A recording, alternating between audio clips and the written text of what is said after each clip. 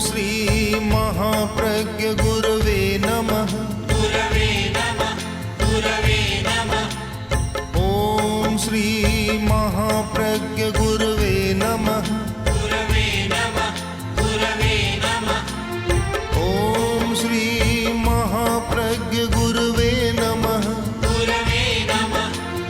ओम श्री महाप्रज्ञ गुरवे नमः। गुरवे नमः।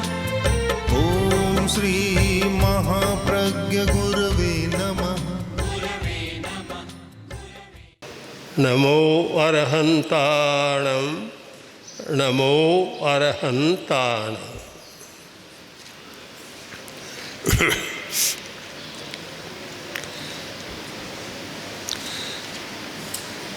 भारतीय चिंतन में यह बहुत सर्वमान्य सिद्धांत रहा है कि मनुष्य जीवन दुर्लभ है।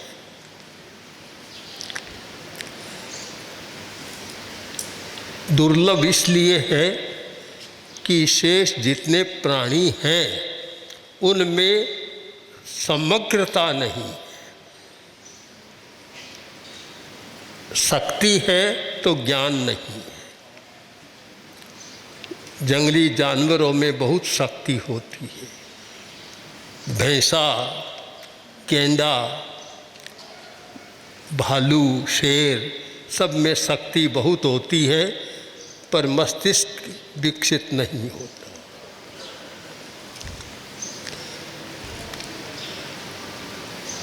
समग्रता नहीं है। मनुष्य में एक समग्रता है कि उसके पास शक्ति है, मस्तिष्क का विकास है, बौद्धिकता है और भावतंत्र की विशेषता है। मन है, चिंतन है, स्मृति है, कल्पना है। ये सारी विशेषताएं हैं। आचार है और व्यवहार है।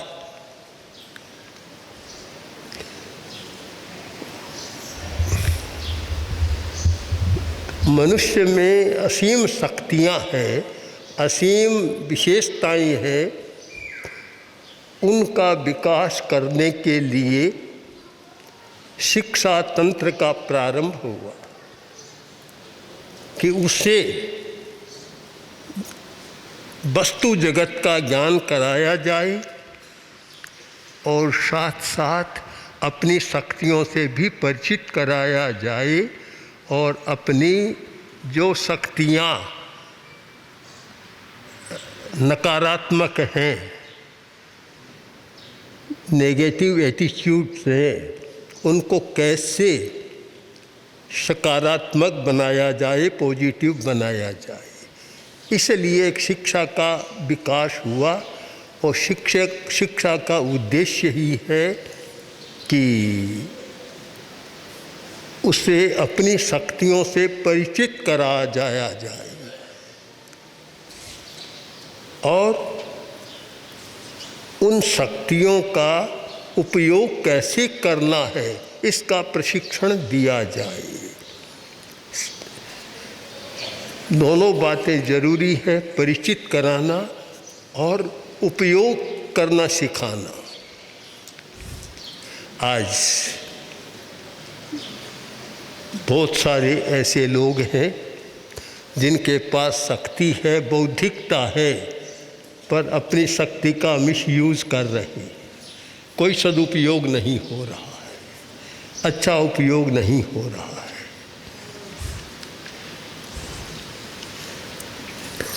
अभी जो हमारे शिक्षा संस्थानों में शिक्षा चल रही है, वह शिक्षा जीवन यात्रा के लिए तो बहुत जरूरी। जीवन को चलाने के लिए पदार्थ की ज़रूरत होती है और धन की ज़रूरत होती है। अर्थ और पदार्थ दोनों जीवन के लिए जरूरी तत्व है, उनके बिना जीवन नहीं चलता। तो शिक्षा का एक उद्देश्य तो पूरा हो रहा है कि विद्यार्थी को वस्तु जगत से परिचित कराया जाता है और अर्जन कैसे किया जाए, धन का अर्जन कैसे हो, अर्निंग ऑफ मनी कैसे आदमी कर सके, यह भी ज्ञान कराया जाता है। और कैसे वस्तु जगत का विकास किया जाए, डेवलपमेंट ऑफ मटेरियल वर्ल्ड, बस ये मुख्य बात रहती है कि भौतिक जगत का विकास कैसे किया जाए। यह तो बहुत अच्छा विकसित हो रहा है, किंतु जो दूसरा जीवन का पक्ष है, व्यवहार पक्ष, कि 1 से 2 आदमी साथ में रहते हैं। व्यवहार हमारा शुरू होता है 2 से, जहाँ 2 है वहाँ व्यवहार शुरू होता है। अकेले में आचार तो हो सकता है, पर व्यवहार दूसरा होने पर होगा।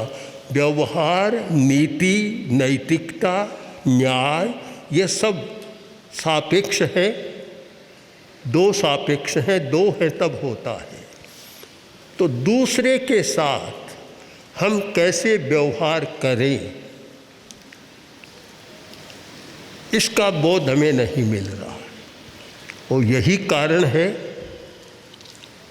कि व्यक्ति स्वयं में तनाव मुक्त नहीं रहता, अपने इमोशन पर कंट्रोल नहीं है, इसलिए स्वयं भी वह सुखी नहीं रहता और अपने परिवार वालों को भी सुखी नहीं रख सकता, पड़ोसी को भी सुखी नहीं रख सकता।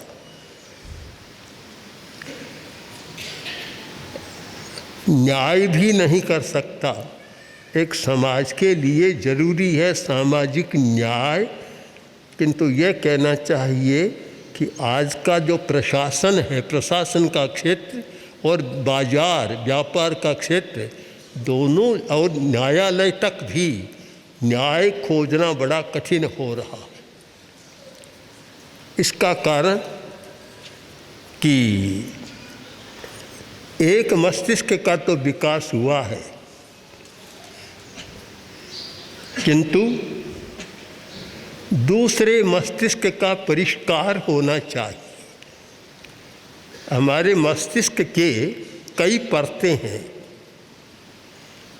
लेयर ऑफ ब्रेन, कई लेयर हैं, कई परतें हैं हमारे ब्रेन की। उनमें एक है एनिमल ब्रेन।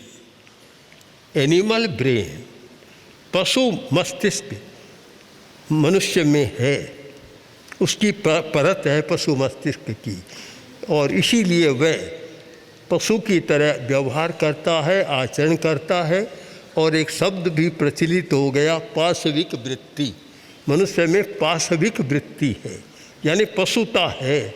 इसका कारण कि वह जो एनिमल ब्रेन है, वह लेयर है, उसका परिष्कार नहीं किया गया, और केवल जो हमारा ये अग्र मस्तिष्क है उसका विकास हो रहा है। और उसमें भी मस्तिष्क के बाएं भाग का विकास ज़्यादा हो रहा है।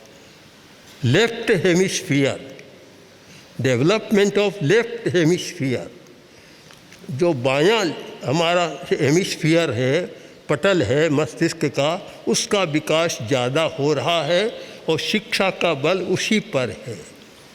तो हमारी दोहरी समस्या कि एक तो पशु मस्तिष्क का नियंत्रण नहीं हो रहा है, इसीलिए आदमी अपराध में जाता है। अपराध की वृत्ति जितनी होती है वह उसी मस्तिष्क के कारण होती है। दूसरी समस्या कि जो हमारा बायां पटल है उससे भाषा का ज्ञान, बौद्धिक ज्ञान, बौद्धिक विकास तो सारा बहुत अच्छा हो सकता है, किंतु जब तक मस्तिष्क का दूसरा हिस्सा हमारा राइट हेमिस्फीयर वह विकसित नहीं होता, तब तक अच्छा आचार, अच्छा व्यवहार नहीं हो सकता। यानी आध्यात्मिक चेतना नहीं जाग सकती और नैतिकता की चेतना भी नहीं जाग सकती। और जब तक समाज में नैतिकता, इसलिए हमें शिक्षा की समग्रता पर विचार करना चाहिए और मनुष्य के समग्र विकास केवल एकांगी विकास नहीं, सर्वांगीण विकास की ओर ध्यान देना यह शिक्षा का उद्देश्य होना चाहिए। जब प्रेक्षा ध्यान का प्रारंभ हुआ और लोगों के मस्तिष्क के परिवर्तन होने लगे, हमने देखा कि कैसे मस्तिष्क के परिवर्तन हो रहा है, कैसे आदतें बदल रही हैं। तो बड़ा अच्छा अनुभव आया। तब आचार्य तुलसी ने कहा कि देखो, अपने शिविरों में परिवर्तन हो रहा है और मस्तिष्क की परिवर्तन हो रहा है, मस्तिष्क की प्रशिक्षण हो रहा है और सबसे महत्वपूर्ण शिक्षण है मस्तिष्क को प्रशिक्षित कर सकें। तो किंतु कुछ बड़े लोग शिविरों में आते हैं, बड़ी अवस्था वाले, वे ठीक हो जाएंगे, किंतु फिर से नई पीढ़ी फिर वैसी हो जाएगी। इसका अंत कहाँ होगा? तर्कशास्त्र में एक दोष माना जाता है अनवस्था कि जहाँ कहीं टिकते नहीं, उसके बाद वह उसके इन्फिनिटी, कहीं टिकाव नहीं होता, अनवस्था दोष होता है। तो फिर ऐसे ही होता चला जाएगा। इसलिए हमें चिंतन करना चाहिए। फिर हमने चिंतन किया कि शिक्षा के साथ भावात्मक विकास का प्रयोग चलना चाहिए और उस चिंतन में से यह जीवन विज्ञान की प्रक्रिया चालू हो गई कि भावात्मक विकास, कोरा बौद्धिक विकास नहीं, दोनों का योग होना चाहिए, बौद्धिक विकास और भावात्मक विकास। डेवलपमेंट ऑफ इंटेलेक्ट और डेवलपमेंट ऑफ इमोशन दोनों साथ में होने चाहिए, दोनों का एक विकास होना चाहिए। और वास्तव में देखें तो आदमी स्कूल में पढ़ता है, फिर समाज में रहता है, वहाँ पढ़ाई काम कम आती है, वहाँ भावात्मक विकास ही ज़्यादा काम में आता है। आजकल परिवारों में इतनी लड़ाइयाँ, इतने तलाक, हिंदुस्तान में जिनका नाम ही कम सुनते थे, आजकल तो तलाक, बस थोड़ा सा कुछ हुआ, सहन करने की शक्ति नहीं और तलाक की तैयारी। तो ये सारा हो रहा है कारण कि इसको एक भाषा में कहूँ तो कि चाकू की धार तो बहुत तेज़ कर दी, ऊपर खोल नहीं है, इंसुलिन नहीं है, खोल नहीं है ऊपर, तो वह धार तो फिर काटने लग जाती है। तो हमें उस बुद्धि पर भी एक नियंत्रण करना चाहिए कि बुद्धि कहाँ काम करे। ये भावात्मक शक्ति हमारी उस बुद्धि पर नियामक शक्ति है, नियंत्रण करने वाली शक्ति है। अब प्रश्न बड़ा जटिल है कि बौद्धिक विकास तो पढ़ने से भी होता है, केवल पढ़ने से नहीं होता। अगर कोई साइंस का विद्यार्थी है तो केवल पढ़ाई से काम नहीं चलेगा, आर्ट फैकल्टी में तो चल सकता है किंतु साइंस में तो नहीं चल सकता, तो उसके साथ प्रैक्टिकल करना होता है। प्रैक्टिकल किए बिना कोई भी न डॉक्टर बनता, न साइंटिस्ट बनता, कोई भी नहीं बनता। तो शिक्षा में भी इसके साथ कुछ प्रैक्टिकल होना चाहिए कि हम कैसे प्रैक्टिकल करके, अभ्यास करके और अपने मस्तिष्क को ऐसा बना सके जिससे वह अपराध से, क्रूरता से, क्रूर व्यवहार से बुराइयों से बच सके और एक अच्छा समाज बन सके अभ्यास के द्वारा। तो जीवन विज्ञान में जो सिद्धांत हैं साथ में प्रैक्टिस है। प्रैक्टिस के बिना वह नहीं होता। अगर आपको बदलना है, एक उदाहरण लें, एक व्यक्ति बहुत ज़्यादा क्रोध का आवेश है, एक व्यक्ति में बहुत ज़्यादा लोभ का आवेश है कि लोभ के कारण भाई की भी हत्या कर देता है। और इन दिनों समाचार पत्रों में पढ़ा कि 2-4 व्यक्ति मिले, अपने भतीजे को ज़मीन के कोई विवाद से मार डाला, अमुक को मार डाला। तो लोभ का भी बड़ा आवेश होता है। इन आवेशों पर नियंत्रण कैसे पाया जाए, ये केवल पाठ पढ़ाने से नहीं होता, इसके लिए अभ्यास करना होता है। तो आप ये माने कि जीवन विज्ञान एक भावात्मक विकास की या मस्तिष्कीय समग्रता के विकास की एक प्रयोगात्मक पद्धति है। कोरा सिद्धांत नहीं है। कोरा सिद्धांत तो चलता है, इसमें प्रयोग की प्रधानता है कि आप प्रयोग करें, एकाग्रता का विकास करें। फिर आवेश नियंत्रण, कंट्रोल ओवर इमोशन कैसे हम कर सकें, आवेश पर नियंत्रण कैसे कर सकें, इसका विकास करें। तो यह इसमें अभ्यास, जो भी कर्नाटक से शिक्षा अधिकारी आए हैं वे भी इस बात पर ध्यान दें कि यह जीवन विज्ञान केवल पढ़ाने की वस्तु नहीं है। पढ़ाना तो सिद्धांत तो जरूरी होता है, किंतु मुख्यतः हम अभ्यास करके और अपने मस्तिष्क को प्रशिक्षित कर सकें और मस्तिष्क की ये परिवर्तन कर सकें।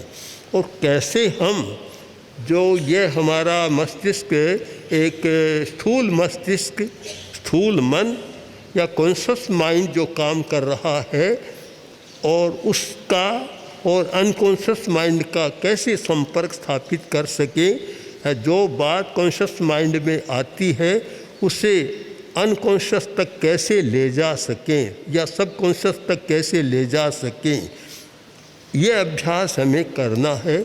और इस अभ्यास के द्वारा एक व्यक्तित्व का रूपांतरण, एक समग्र मस्तिष्क का विकास और प्रशिक्षण हो सकता है। तो मैं मानता हूँ कि जो प्रयत्न शुरू हुआ है कर्नाटक सरकार ने भी किया है और आप लोग आए हैं, तो आप इसके एक गहराई को समझेंगे कि ये जीवन विज्ञान केवल पुस्तक पढ़ाने की विद्या नहीं है, इसका मुख्य हिस्सा है प्रैक्टिस, अभ्यास, और कैसे हम स्वयं कर सकें और कैसे विद्यार्थियों को अभ्यास की भूमिका तक ले जाकर और उनका समग्र विकास या मस्तिष्क के विकास कर सकें। ओम।